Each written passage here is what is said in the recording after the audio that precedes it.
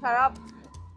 Nandito tayo ngayon sa kapital ng Bulacan para tikman ang isa sa mga delicacy dito sa Malolos Bayan, ang Empanada de Calisquis o Malolos Empanada.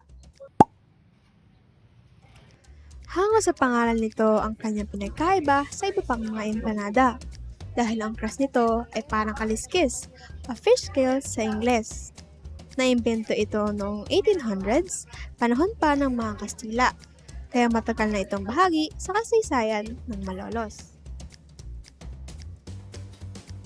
So, meron tayong iba't ibang flavors. Meron tayong tuna, chicken, ito tofu and mushroom sisig. Wow. Ito, meron tayong cheesy spinach, yung ube cheese. So, ang nakita ko kanina, must try daw tofu and mushroom sisig. So, tikman natin. Kakaiba siyang flavor. Tofu.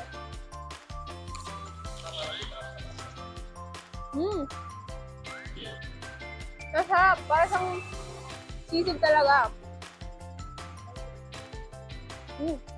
Ito yung may mga bell peppers din siya. So, next na tikman natin is yung chef's favorite. Makikita mo talaga yung outer layer niya. Sobrang nipis.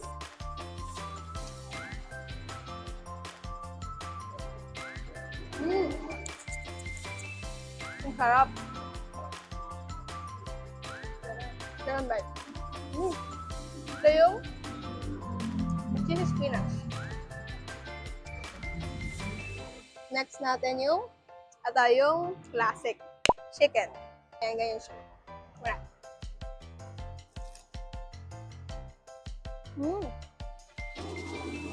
Sarap. Ito, meron siyang, may carrots siya. May carrots and other veggies and then chicken.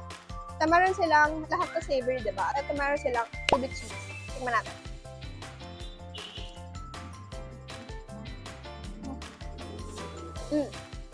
So, itong ube na to, they made it from scratch. And ito yung ube from Tarlac. Half siya. Rate ko ito, top 4. Kasi parang mas masarap siya sa savory yung empanada. So, top 3. Sobrang classic niya. Hindi ko patok siya sa masa talaga. Ito, itong sisig, sobrang unique. Lasang-lasa mo yung sisig na typical na sisig dito sa Malolos. Top 1, syempre. Just savory. Cheese peanut. Sobrang linamnam niya and may gulay din, diba?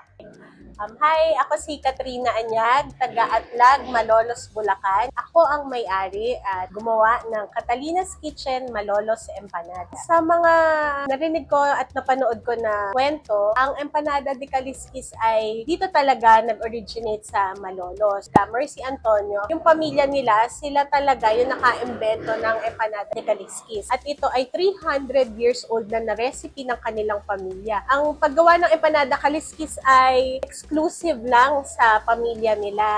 Yung recipe, hanggang kay Commerce silang nila na i-share yung recipe.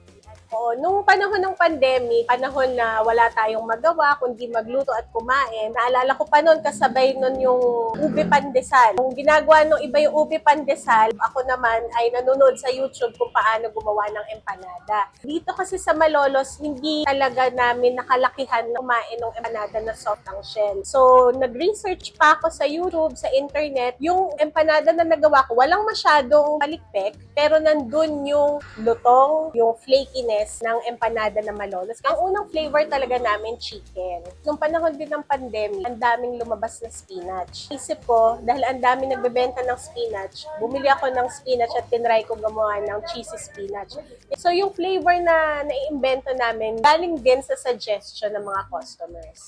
Unang-una, talagang masarap yung empanada ng Malolos. Kahit na sinong chef ang pumunta at tumikim ng Empanada de Calisquis ni Mercy o dito, talagang sinasabi nila, ito yung pinakamasarap na empanada na natikman nila. Palagay ko, hindi mawawala sa kultura natin. Pangalawa, yung uniqueness niya. And yung Empanada Calisquis, yung kanyang palikpik, yung nagbibigay sa kanya ng ganda. Kaya naman, binabalik-balikan to. So, maganda na, masarap pa, kaya naniniwala ko, hindi mawawala sa kultura natin yung Empanada de Calisquis. Mahirap dalhin yung title na tagapagpanatili ng cultural heritage. Meron tayong standard na kailangan panatilihin. Pangalawa, hindi to original sa akin. So, kailangan bigyan ko ng justice yung pamilya na talagang nag-imbento nito. So namin talaga, someday, pag sinabing Pilipinong empanada, ay yung empanadang Calisquis sa Malolos. Yun yung pangarap namin. At babalik-balikan.